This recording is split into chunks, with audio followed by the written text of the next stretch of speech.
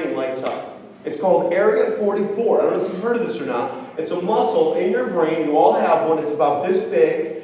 And it's right here on the left side of your head by your temple. And this is where we're supposed to do number crunching. But we aren't teaching kids to number crunch. We're teaching people to memorize their math facts. What's 7 plus 7? 9 plus 9? 18. How are you getting that answer so fast? All memorization. We're not tapping into the math part of the brain. We are using the memory part of the brain. And that's why there's nobody learning algebra. Because by the time it all comes to that, they don't understand numbers. And so my mission, I've dedicated the rest of my life to turn on the calculator in every human. I believe I've discovered a pattern of numbers that is going to revolutionize the relationship that all of us have with numbers. Here's how easy it is. Look at the calculator.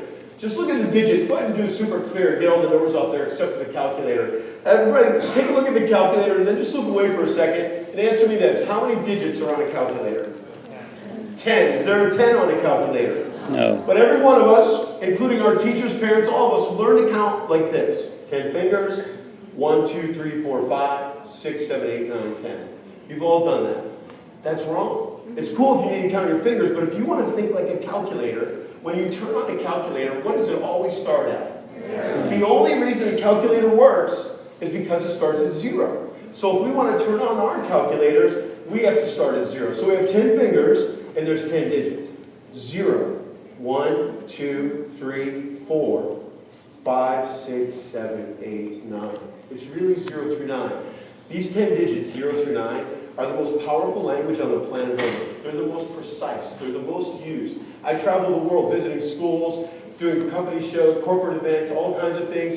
Doesn't matter where you go. Everybody's doing this. This number, this is the most important language on the planet Earth, and it has become socially accepted to be bad at math in America and a lot of places around the world. So my mission is called I Count. I want to use numbers as a tool to teach kids not only to count, and adults, but more importantly, to use math as a tool to increase our self-esteem. I count is dualistic in nature. If I can get kids to feel like numbers are their friends, and they count and they understand the basic number patterns, our teachers could teach them anything. But right now, most kids are walking out of 4th or 5th grade, and all they've learned about numbers and math is that they hate them, and they don't want to do them ever again as soon as they don't have to, and they're going to avoid them the rest of their life, including the first day they go to college, and decide not to take any math. It eliminates over 50% of the jobs, all the high-tech ones, obviously. And so, for years, I came here to LA to start my career 25 years ago. And crazy stuff, I've done infomercials, I've been on Oprah Winfrey's show, Ellen, Good Morning America, all that stuff, and all over the world. And it's been a blessing, a dream come true. But one little girl asked me a question in 1999. She goes, Scott, I can practice everything you're teaching me today, and I still can never be as fast as you. You're doing something different. Something else is going on. And that question changed my life. I took that summer, it was on Cinco de Mayo, 5/5/99. And I took that summer off and I started wondering, what am I doing differently? Is there something I'm doing naturally that I'm just not communicating with people?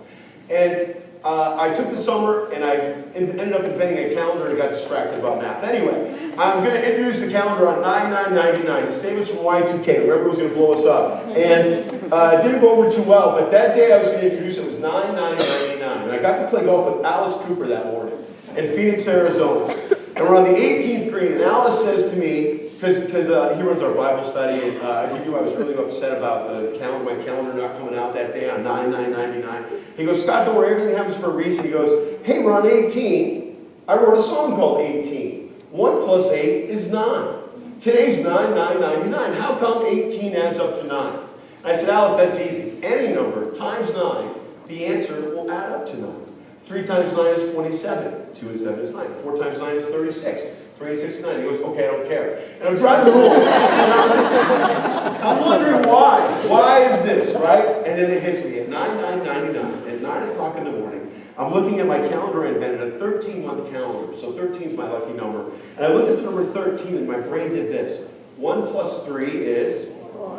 What's 13 minus 4? 9. I noticed this on 9/9/99. I said, wow, that's weird. If you take a number like 13, add up its digits, take that total away, your answer is 9. Let's try it with 11. What's 1 and 1? 2. What's 11 minus 2? 9. 15. What's 1 and 5? 15 minus 6? 9. 19. 1 plus 9 is 10. 19 minus 10 is 9. This is freaking me out. I'm sitting in my house on 9/9/99, 9 o'clock in the morning. I'm thinking it's a practical joke. It's working. So try 20. What's 2 plus 0? 2. 20 minus 2. 18. Think about the answer. What's 1 and 8? 9. Everybody, think of your age. Add the two digits together. Take that total and subtract it from your age.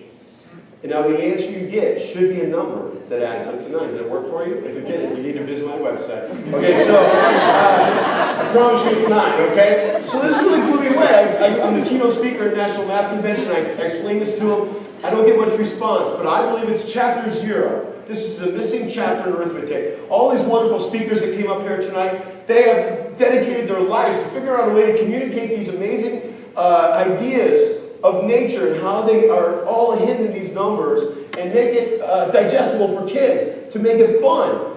I'm skipping all that. Before all that math, we have to understand numbers, the most powerful language in the universe. So that's what it's called, chapter 0. My mission with iCount is this what happened to me. Alice and I finished golf that day, and I sat down, I was like, why are we all 1 through 10? It's 0 through 9. I started writing 0 through 9. Focus on the 4s in the middle, 44. Follow the green 4s in both directions. What shape do you see? A plus sign. Go to 55. What shape do you see?